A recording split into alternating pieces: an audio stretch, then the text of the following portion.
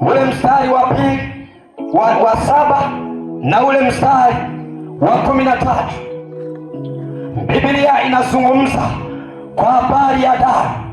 Na leo hii niko na ujumbe kwa ajili yako unaosema nguvu ya damu ya Yesu Kristo.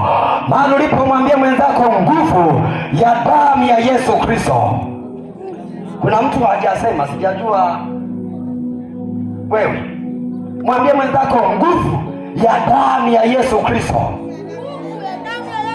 Kuna mtu mmoja bado hajasema tena. Mwambie mwenzako nguvu ya damu ya Yesu Kristo. Bwana amenituma kwako jioni ya leo ili nikueleze kwa habari ya nguvu iliyo katika damu ya Yesu Kristo.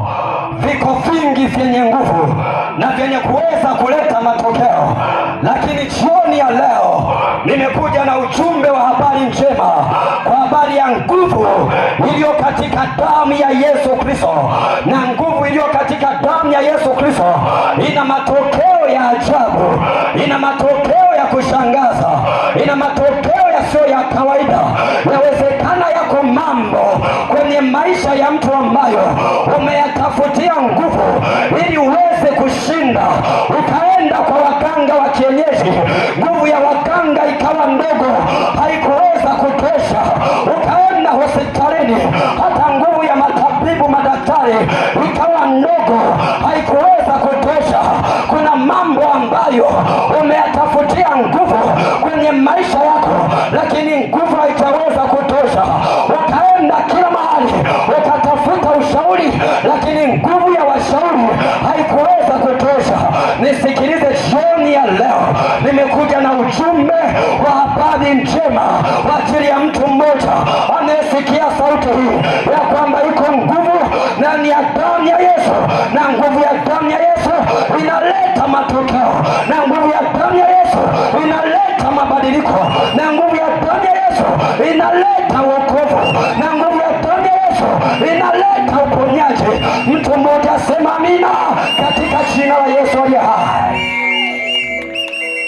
Kitabu cha Kutoka ambacho tunakisoma jioni ya leo, tunapokisoma kitabu hiki ni kitabu muhimu, kwa sababu ni kitabu ambacho kinazungumzia habari ya ukombozi na habari ya safari ya wana wa Israeli waliokuwa utumwani Misri wakielekea Kanaani, mahali ambapo Bwana alitaka waende wakamwabudu huko, wakamtumikie huko.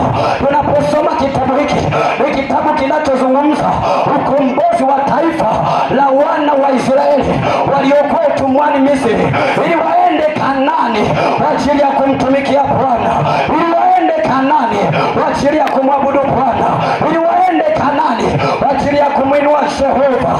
Ninaposoma kitabu hiki ninapata kutambua ya kwamba kumbe ni taswira ya Kristo Yesu ambaye ni Mwokozi, na ni taswira ya kanisa la Bwana lililokombolewa na damu ya Yesu kutoka utumwani, wenye utumwa wa dhambi, wenye utumwa wa mateso, wenye vifungo vya majini na mapepo, ili wakamwabudu Bwana kwenye lile kanisa, ili wakamtumikie Bwana mahali hapa, ili wakamwinue Jehova, na baadaye uzima wa milele, na baadaye wawe mbinguni wakimtukuza Bwana na kumwinua Jehova.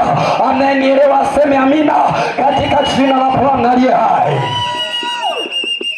Haleluya, haleluya, watoto wa Bwana.